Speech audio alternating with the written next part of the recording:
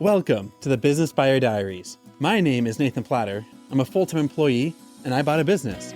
I did everything right, from finding the deal, handling all the due diligence on 63 opportunities, and ultimately bought a profitable gym.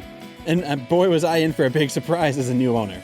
I chronicled everything in real time, including the biggest wins to the stressful nights at 2 a.m. I'm sharing my journey without sugarcoating anything, so you don't make the same mistakes that I did. Here's today's episode. Oh man, so first day and the deal is not closed. So there's the drama with the franchise fee is originally we wrote up, we're going to split it 10 and 10. Cool. Sounds good to me. At the franchise conference, someone's like, hey, you got to pay the franchise fee. So I'm like, all right, what if I don't? So well, then you can't attend the conference. That's how I heard it. I don't know if that's how she said it. That's how I've heard it. So I'm like, okay, I'll just pay the fee. So I go to Wells Fargo, pay the fee, come home. And now after the fact, like that was outside of our purchase agreement, because the purchase agreement said the seller's going to pay 10, I'm going to pay 10. And now that I paid 10, he's counting his odds. I'm outside the purchase agreement. So I make a sandwich. So there's some rattling. But we just got to amend the stuff.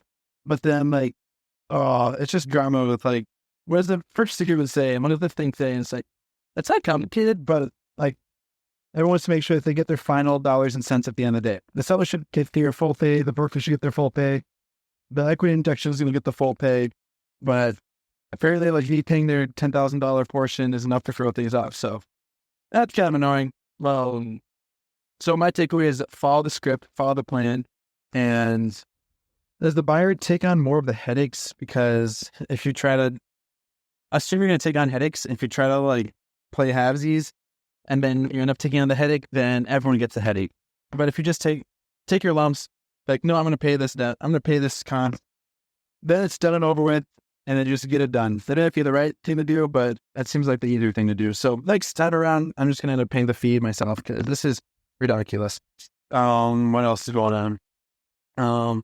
Had the first meeting with the managers, went really well. And, oh man, this is going to be quite the adventure. So they say well, how are we going to have vacations covered? How should we do reciprocity? So in the gym world, if they come to my gym, great. I'll service the customer and they pay me. But if they have a membership in another gym, they come to my gym, do I get paid for that? Can I do that so many times? And in our system, you can get 4 of them for free. So if you pay for another city, say Minneapolis and St. Paul. Say you go to the St. Paul gym, that's where your membership is, but you work out in Minneapolis, then you need to have some switch over so that if you're servicing the members, your people get paid. Well, the owner had 3 locations. That's pretty cool. And he had reciprocity amongst his own clubs, so we kind of blurred them all together like a pile of spaghetti. And now, then the clubs are splitting up. The reciprocity for those 2 clubs works, but now I'm like the outlier stepchild, which I love my wife. I'm not going to talk about stepchildren. Stepchildren are amazing, but now it's just hey, who's what? Who's the parent? Who gets the contract? And it's just a little bit. So there's that. And then what else is going on? Oh yeah, are we going to keep the check-in app? How we get memberships?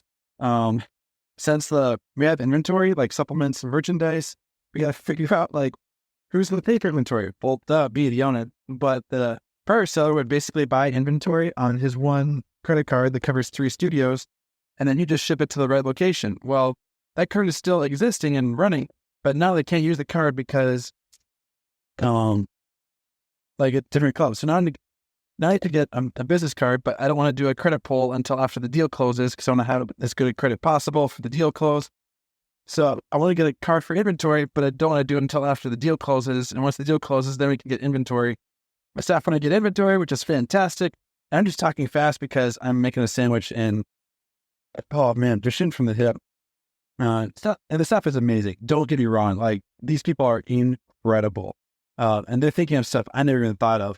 Because historically, the manager would cover for vacations. So if someone's on vacations, he would go and he would open the morning, do the whatever. And that was really cool. But I don't know how to lead an instruction class. I don't know how to do a strength training class. I can't do that. Who's going to do it? I don't know. So we're going to have to find a manager because someone's going to do that. So let's add someone on the payroll. They're going to do some sales stuff. The gal is excellent. Both gals agreed on who it should be. I'm like, let's roll. This person is good. You like them. They're have another sales role. Let's get them on board. Let's tee them up for success. What was it? Inventory. Goodness. I didn't know what I didn't know. So this is all kind of coming high and fast. Tomorrow we're doing some sales training. I'm stoked about that.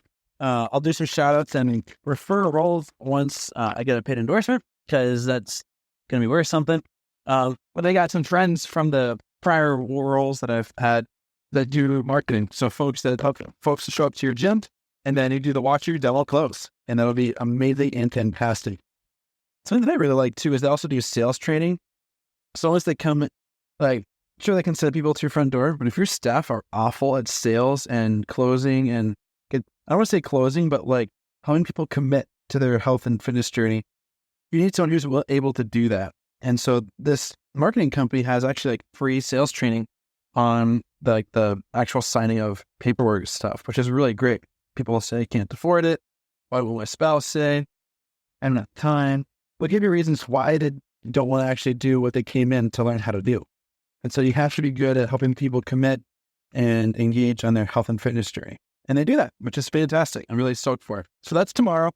And since the shifts for the team are between, what are the classes? From 5 to 10 a.m., as well as from 4 to 7 p.m.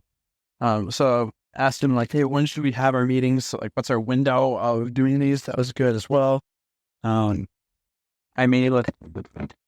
I'm going to be seeing one-on-ones this week. And what else? Leads, both from it. Sales rep, or one of the managers was very up for it. One was open to doing it, but not so much. So be getting those things in. Some things I need to do is I need to get this deal closed so I can get the business inventory card. And then from there, I also want to set up a comp plan, because I want my managers to have something a little more juicy. And need to find a time to meet with this other manager that we were going to be bringing on board. What else? I'm seeing how this is a full-time job. I don't know if people do this as a hobby. That's the takeaway. I think we're closing tomorrow. We'll find out. We'll rock and roll from there. This has been another episode of the Business Buyer Diaries. Subscribe so you don't miss the next episode. I hope you're realizing that business ownership is no cakewalk. Check the podcast notes for a link to the DIY due diligence program, the complete list of show sponsors, and for media inquiries. Music written and composed by Wes Schrock. I'm your host, Nathan Platter. Join me again on the next one.